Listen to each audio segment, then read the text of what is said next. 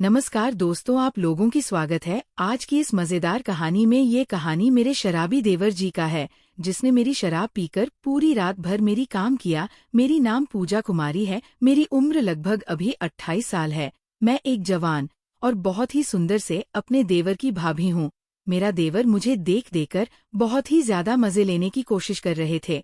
मैंने अपने देवर जी से बोली कि अरे देवर जी, आप ऐसे क्यों मुझे देखकर हंस रहे हैं। मेरे देवर जी बोलते हैं कि भाभी आप इतनी सुंदर है कि आपको देखकर किसी भी व्यक्ति क्या आपसे ब्याह करने का मन करेगा। मैं बोली कि ऐसा बात है क्या देवर जी। तभी मेरे सर भी देवर बोलते हैं, मेरे भैया तो बहुत ही भाग्यशाली है, इतनी खूबसूरत उसकी बीवी मिल गई है। अरे देवर जी, उसे भाग्यशाली तो आप हैं कि मेरे जैसी आपको इतनी खूबसूरत भाभी मिली है। आप क्यों नहीं बोलेगी मैं क्यों भाग्यशाली हूँ। सारा काम कर दो भैया ही आपका करते हैं ना। काश मेरे को भी आप मौका देती तो मैं भी भाग्यशाली अपने आप को मानता। किस काम की बातें कर रहे हो देवर जी, मैं आपसे कैसे बताऊं।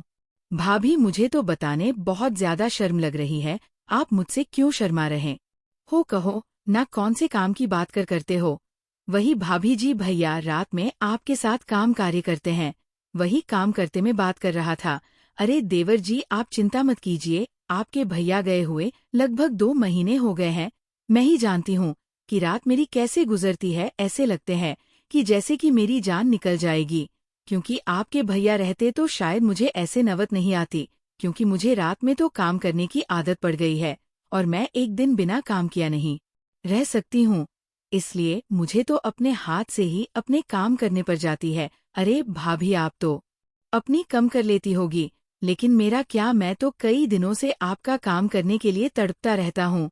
जब आपको देखता हूँ तब ऐसा लगता है कि मैं आपको वहीं पर कसकर पकड़कर आपका काम कर दूं, लेकिन क्या करूँ, घर पर मम्मी पापा है ना, इसलिए उनसे मुझे बहुत ज्यादा डर लगती है। कहीं आप उनसे कह देंगे तुम मुझे घर से मम्मी पापा बाहर कर देंगे। नहीं नहीं देवर जी, ऐसी बात नहीं है। मैं आपकी मजबूरी समझ सकती हूँ, क्योंकि मैं इस चीज को अब भी झेल रही हूँ। इसमें हम दोनों की भलाई है कि हम दोनों एक दूसरे से अपना काम करवाते रहे और किसी को कानू कानू खबर भी ना हो। जी भा, आप तो बिल्कुल सही बात कही है। मैं भी तो यही चाहता हूँ कि हम दोनों अपना काम करते रहे और किसी को भनक तक ना लगे। चलिए देवरिया में जाती हूँ, नहीं तो मम्मी देख लेगी तो कुछ उल्टा पुल्टा सोचने लग जाएगी, क्योंकि आजकल का जमाना बहुत उल्टा हो गया है।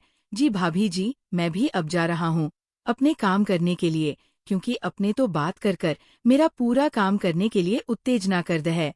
अरे देवर जी, आप अपना हाथ से ही काम क्यों करेंगे लिए, मैं आपको आज असली वाले काम करने को मौका देती हूँ। अरे भाभी, मैं आपके पास रात में आऊंगा, क्योंकि अभी मम्मी देख लेगी तो बहुत ज्यादा दिक्कत हो जाएगी। आपकी मर्जी देवर जी, लेकिन रात में आप जरूर मेरे पास आना। अरे भाभी, आप जब बनने के लिए जाएगा तो आप मेरे पास मैसेज कर दीजिएगा। ठीक है देवर से। तभी मैं अपने शराबी देवर जी के पास मैसेज कर देता हूँ।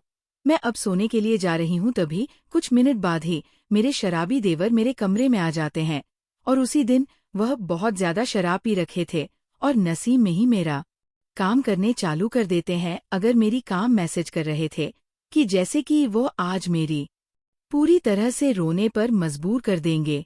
मैं उनसे कई बार बोलने की जरा आराम आराम से मेरा काम करिए, क्योंकि मुझे बहुत ज्यादा दिक्कत हो रही है। मेरे शराबी देवर मेरी बात कहाँ सुन रहे थे। सब्सक्राइब करें इस चैनल को।